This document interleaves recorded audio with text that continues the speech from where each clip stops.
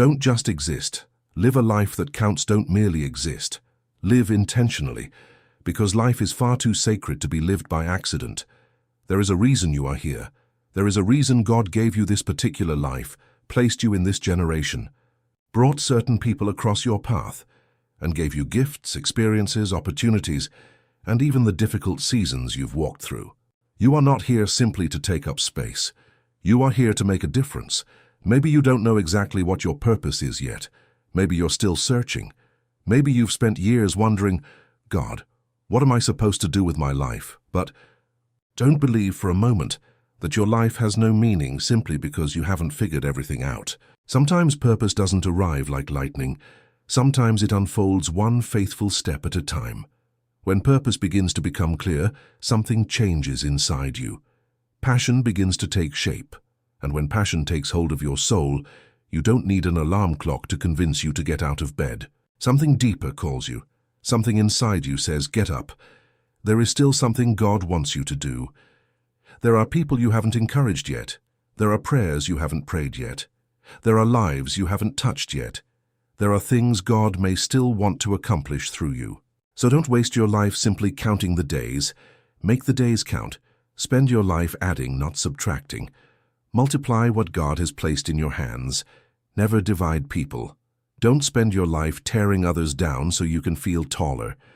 Don't make somebody else feel small so you can feel important. Give more than you take.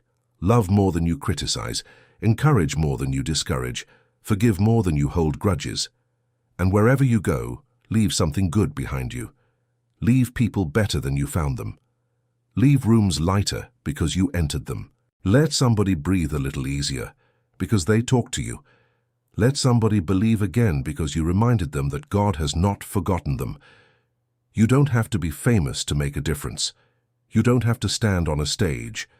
You don't need thousands of followers. You don't need a title. Sometimes the greatest ministry you'll ever have happens in an ordinary conversation. Sometimes it happens at your kitchen table. Sometimes it's a message you send to somebody who is struggling. Sometimes it's sitting beside someone who is hurting and refusing to leave them alone. Sometimes it's simply saying, I'm praying for you, and then actually praying. Don't underestimate the small things. A kind word can change somebody's entire day. A moment of patience can prevent a relationship from breaking. A little generosity can answer somebody's prayer. A hug can remind somebody that they're loved. A simple act of obedience can become the beginning of something you never imagined. We spend so much of our lives chasing things that eventually won't matter. We chase titles. We chase possessions. We chase recognition. We chase applause. We want people to know our names. But one day every title disappears. Every possession changes hands. Every achievement becomes history. Every applause eventually grows quiet. And when all of that is gone, what remains?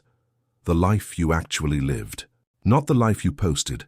Not the image you tried to maintain, not what people thought you had, but who you really were, how you loved, how you treated people, how you responded when nobody was watching, what you did with the time God gave you, what you did with the gifts He placed in your hands, what you did with the opportunities He put in front of you, and what you did when life didn't go according to your plans, because character is revealed when there is nothing to gain.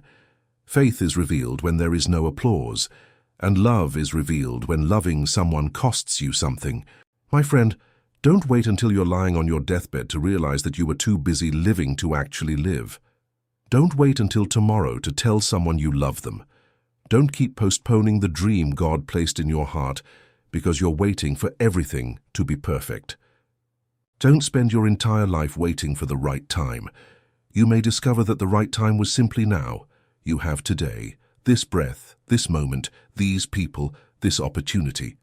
And if God has given you another day, then there is still purpose in that day. Maybe your life hasn't turned out the way you imagined. Maybe you've made mistakes. Maybe you've wasted years. Maybe you've taken wrong turns. Maybe there are things you wish you could go back and change. But listen carefully. Your past does not have to be the final chapter of your story. God is still able to use what remains. He can take broken pieces and make something beautiful. He can take wasted years and teach you wisdom through them. He can take your scars and turn them into places where somebody else finds hope. So don't spend the rest of your life mourning the years you cannot get back. Take the years you have left and give them to God. Live them intentionally, love intentionally, pray intentionally, serve intentionally, forgive intentionally, give intentionally, and walk with God intentionally. Because when your time on earth is finished, I don't want the people who knew you to remember only what you owned. I want them to remember what you gave. I don't want them to remember only where you lived. I want them to remember how you made them feel. I don't want them to remember your title. I want them to remember your character. I don't want them to remember how loudly you spoke about God. I want them to remember that they could see something of God in the way you lived. And one day, when your story on this earth comes to an end, may the preacher not have to lie about you. May the truth be enough. May your life have spoken for itself.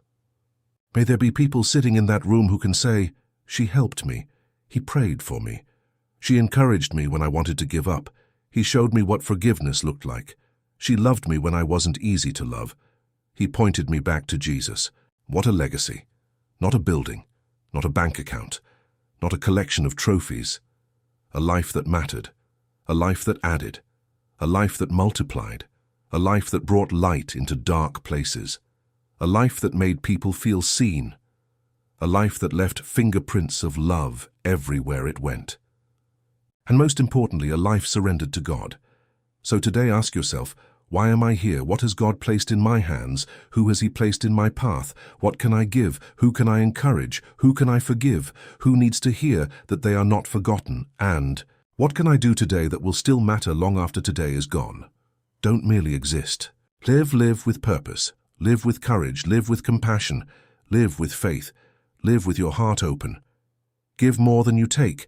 Leave people better than you found them. Leave rooms lighter because you entered them. And when your time on this earth is finished, make sure the world carries some evidence that you were here, not because you wanted the world to remember your name, but because you lived in such a way that God's love was easier to see because you were here. You have one life. You don't know how many days are left, so don't waste today wishing you had yesterday. Take the day God has given you. Take the breath in your lungs.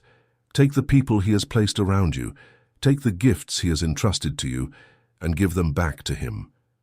Because the greatest life isn't necessarily the biggest life, it's the life that was faithful, the life that loved, the life that served, the life that gave, the life that pointed people toward Jesus. And when everything else has disappeared, when the titles are gone, when the possessions have changed hands, when the applause has faded, when the crowd has gone home, may there still be something left, a life that counted. And may we one day hear those words, "Well done, good and faithful servant." So, my friend, don't merely exist. Live intentionally.